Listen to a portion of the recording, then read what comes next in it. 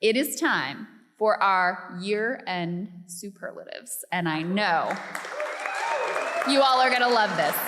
All right, so here's what we did. We came up with a variety of categories, and so we wouldn't keep you here all night. Yes. Two of us will answer each of them, and at the end, we have a sort of like finale one that we'll all answer. So our very first category is biggest plot twist, and our respondents in this category will be Kyle and Marshall. Kyle, you are up first. Yeah, so for the biggest plot twist, I'm going how Teflon Don is no longer Teflon Don, and he's now morphed into Charmin Don. Well, because look, I mean, the numbers show it right here. Now, to be fair, there are other polls that have Trump ahead still, but the fact that Ron DeSantis is up over him in any polls is kind of amazing. So, I mean, because there was a time when he genuinely was Teflon, and everybody would say, oh, he's done, he's not going to win, and then he won, and he sort of defied expectations every step of the way. But now we have the 2018 election. Republicans lost. 2020, same thing. 2022, same thing. And, you know, the candidates have his stench on him. And so now I think the conventional wisdom really needs to flip, that this guy, he's the problem. And there was a time in, you know, probably around 2018, and maybe even after that, where people would think, no, this is never going to end the Teflon Don era. He's going to get indicted, and he may well be convicted. So it's over now. It's over. See, I think that But helps when you say it's over, what precisely do you mean by that? Because I'll tell you. Yeah. I'll answer. Okay. Less than 1% chance he can win a general election. Clip it. You're booing me, but I'm going to be right. Oh. You're booing me, but I'm going to be right. And Less than 1%. Look right into the camera right over there. and I think at this moment, he probably is not even the favorite to get through the primary. Disagree. That's No, where I I totally think so. disagree. Yeah. No, the I whole think so. audience is like, no. I think so. Yeah. So this is You're booing me, but I'm right. You'll see. You'll see. Kyle and I have had this debate approximately 1 million times, so some of you have probably seen that already. But you know, this man has made the Republican Party in his image. He has made And they lost. Stop the Steal. They lost. But no, they didn't. They did. They just lost. It was rigged, Kyle. It was rigged. Listen, Ask Carrie Lake. I mean, but listen, that's literally what they think. So if you're talking about general election, his stench on them, it's a disaster. No argument for me whatsoever. I have 1% chance I would quibble with that. But do I think he's a problem in the general election? Absolutely. In the primary, it's still his to lose because it's a very different thing to theoretically be Ron DeSantis hanging out here and doing some things and getting some love from the conservative base. It's another thing to have to go head to head with this guy. And he has made it in the Republican Party where he defines whether you are a true believer or a rhino who needs to be kicked out of the party. So I find it hard to picture how DeSantis is able to go head to head against him and actually take him down when it counts. I think it fits. Marshall, why don't you go ahead? Because yours actually fits into discussion. I was going to say my plot twist was going to be stop the steel crystal. That would have been like a fun pivot we got last second. But no, so mine was something, we talked about this, and I'd love to hear your version of this too, last night, where plot twist was Democrats actually doing much better in the midterms. If you were watching the full extended midterms night showing of Breaking Points, we were really like, yeah, Dems are going to lose. They're going to lose the House. They're going to lose the Senate. We had a live Skype in from a Fetterman rally that wasn't very high energy, and we're nodding solemnly like, oh, you know, he's going to lose. The voters didn't care. The early returns were DeSantis country, so Florida is doing well for Republicans. And then halfway through, holy shit, Lauren Boebert may lose. That was a real, that was crazy. It makes sense after the fact, but you see that coming, didn't see that. So we totally need to rewrite the way we think about the next 2 years. To your point, Kyle, the Teflon thing comes from that. Not just taking voters for granted, so not just thinking, oh yeah, voters just don't really give a shit. They're just pissed off, and if they're pissed off, you could just move to Pennsylvania at the last second and become a senator. That's not true, and I think that's a good thing, but that's a dynamic.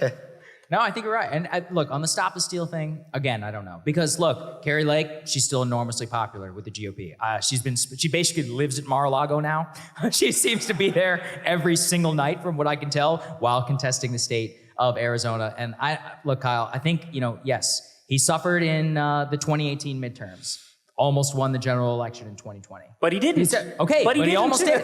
And He was the GOP nominee, though. That was not a doubt. right. There's definitely still a chance he's the GOP nominee, but he just 2 days ago was like, terminate the Constitution. And Wait, I Kyle, feel like Kyle, his insanity is now actually like, these are strikes against him now, whereas previously when he said crazy things, it'd be like, that's just Trump, Trump's being Trump. Now people seemingly across the board, except like maybe 20 or 30% of the country, are like, this dude's fucking crazy. Yeah, This is the issue, though, which is, and look, there's a lot of people in the audience here, like probably like open primary people. You're making general election arguments. Like, there's a lot of like, oh, like Democrats are the same, like Republicans are the same. There's like overlap there on like policy issues, but like the voting bases are different. Like Democratic Party in 2020 cared about one question. It wasn't your position on healthcare. It wasn't, okay, what's going to happen in Afghanistan next year? It was, are you going to beat Donald Trump? That was a scenario which Joe Biden won under. In 2024, Republican primary voters, because they're not thinking straight from my perspective, are not asking themselves who is going to win in a post-22 environment. They're saying, who do we like the most? That's our disagreement. They like Trump the most. But that's our disagreement. Because my point is they might actually finally go, you know what? Electability concerns are kind of important. And maybe I'm being too kind to the Republican base when I say that. That's very possible. But I think that now might actually be a thought in their heads. I genuinely believe that. Well, and the other confounding factor here is you are unlikely to have just Trump versus DeSantis. And that's You're a gonna problem, have yeah. Trump v. DeSantis, Mike Pence, Mike Correct. Pompeo, Nikki Haley, Yep. John Bolton, Liz Cheney. I mean, you're going to have a whole cast of characters. And I mean, that's exactly the scenario that he won under in 2016. Correct. No, so you're right. He could definitely get through the primary, but if the Republican Party could get it together enough to be like the Democratic Party was when they screwed Bernie at the last second, like if they can actually get together in a smoke-filled back room and have all those giant egos go, look, guys, you're not all going to be president. We're going to pick one of you, and we all need to get around you. If they have that amount of an ability to do organization, then they could actually take him down. But I agree with you. There's definitely a chance he gets through the primary, but I just don't see it in the general. I just don't see it anymore. One quick thing before we go on, because we could get on the record on this. If DeSantis beats Trump in the primary, does Trump run third party and sink DeSantis? Absolutely. Yeah, that's the thing is I think the Republicans are totally fucked whether Trump is the nominee or not. Because if he's the nominee, they lose. And if he's not the nominee, he blows up the nominee and they still lose. Yeah. So, I mean, I'm not sure which is a worse scenario for them. What does everybody ultimately. remember, aside from the, you've called women pigs, and he says, only Rosie O'Donnell? What was the second question at the GOP debate? They're like, will anybody here commit to not running third party? He refused to raise his hand. Right, It was arguably the most iconic moment, aside from that, of the GOP primary. So I don't think that the man You don't think he's going to quietly be like, great race, Ron, congratulations, have my support. I'm going to campaign My for you across total the and country. complete endorsement. Do you guys Having trouble seeing that one. Do you guys remember when he talked about his dick on stage in the middle of the debate? Of course. Yes. Remember that? Yes. Marco started it. Some That's people the really key like thing. Marco that, did start it. apparently. Let's remember They that. they keep saying I have tiny hands. I don't have tiny hands. I promise you. What was he like, And they believe say me? if that's small, other things are small. I promise you, there's no problem. Yeah. I'm going to be honest, I miss that energy. Okay. All right. Next category. This is a hard Hard twist. turn. Hard turn here. On ours. The next category is unsung hero. Sagar and I have picks in this category. Sagar, go ahead. So this is a woman I've thought a lot about. This was one of the most impactful stories, actually, for Breaking Points that a lot of you, it really resonated with. And what I loved about it is it was one of those universal moments where in a tragedy, all of us could come together and just say one thing. Fuck the Uvalde PD. And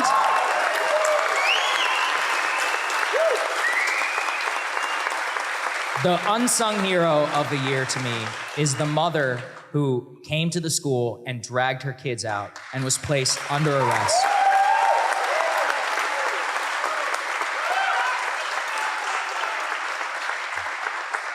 Let's play the initial interview with her. So we are hearing this morning from a mother who ran inside the school in Uvalde, Texas to protect her kids. She says that police held her back and handcuffed her as the shooting unfolded. Right away as I parked, U.S. Marshal started coming toward my car saying that I wasn't allowed to be parked there. And he said, well, we're going to have to arrest you because you're being very uncooperative. I said, well, you're going to have to arrest me because I'm going in there. And I'm telling you right now, I don't see none of y'all in there. Y'all are standing with snipers and y'all are far away. If y'all don't go in there, I'm going in there. That Amazing. woman, I mean, Amazing. and you know, the backstory is even crazier. She heard about the shooting, got in her car, drove 35 minutes, was placed under arrest, was placed not under arrest, went into the school, grabbed her children, came out all before the Uvalde PD, Border Patrol, federal agents, FBI, and all these other Rangers. G.I. Joe motherfuckers decided to go in there and actually kill the shooter. It Unbelievable. remains one of the most shameful elements of, one of the most shameful stories of the entire country. I will never be over it. I No, we will can't. never be over it. And it also underscores accountability. Did any of these people get fired? No. Did, you know, and that's the amazing thing. I learned about a Supreme Court case that apparently the police actually don't have a responsibility to protect you. And we're like, well, that's really interesting. Whenever we consider, like, especially in that town, how much these guys were getting paid, how incompetent they were, and just that video, which we also played on our show, of the husband who was literally held back. And the level of political cover-up, Oh, yeah. too, to try to cover their asses after they stood around for minutes and minutes and minutes as precious babies were being murdered. Unbelievable. And you know what else? After this, because she was speaking to the media, the police went and harassed her at her house. Were outside with their sirens, their lights, harassing and trying to intimidate her to get her to stop talking to the media. It's crazy to me that the Uvalde cops are not in jail. And I know that there was a previous case where the police weren't locked up. So I feel like they should pass a new law that says that, you know, if there's a mass shooting and the cops don't run into the building to do their damn jobs, they should be in prison, not just fired. Yeah, that's right. And you know, unfortunately, there was another mass shooting at the Club Q in Colorado. And what happened? A Army veteran immediately sprung into action, wrestled the gun out of the guy's hand, and said, "Fuck you," and beat him over the head with it. Yeah, and Normal while a drag queen was kicking him in the head with Yeah. her stiletto heel. Mine is, I guess, a little lighter hearted, but still a serious topic. You all might be aware that Elon Musk bought Twitter. You might have heard that. And for a brief moment in time, he made one of his crazy decisions and decided that he would let, for $8, anyone pretend to be anything on the platform. And it was amazing. It was kind of fun. So one of the people that took advantage of this little brief window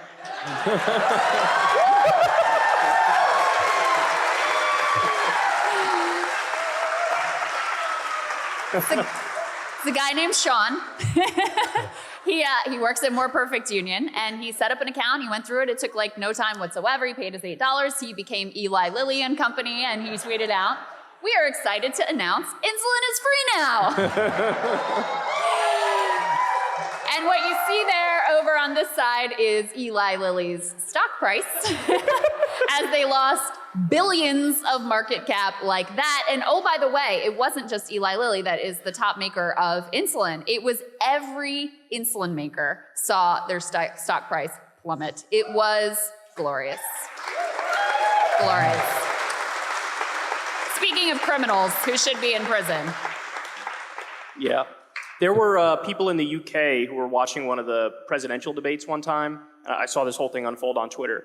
And when they learned for the first time that we actually have pharmaceutical ads in our country, they were like, what the fuck is this?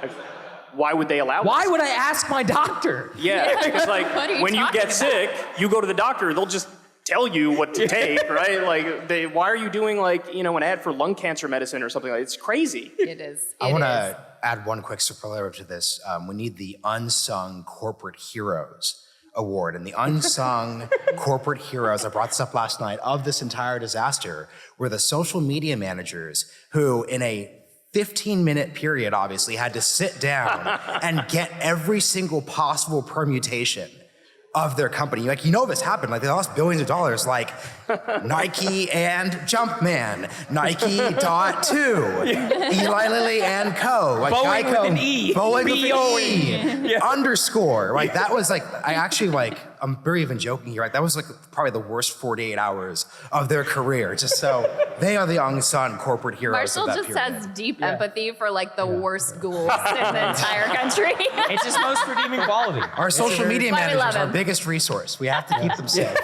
Hey guys, ready or not, 2024 is fully upon us now, and Saagar and I have been brainstorming ways that we can really up our game for this critical election. Yeah, we rely on our premium subs to expand our coverage, to add staff, to upgrade the studio. We just want to give you the best independent coverage of this election, which is possible. So if you can help us out, become a premium subscriber today, breakingpoints.com, or the link is down here in the description video. It really means the world to us, and if you like what we're all about, this is the best possible way to keep us 100% independent, working only for you.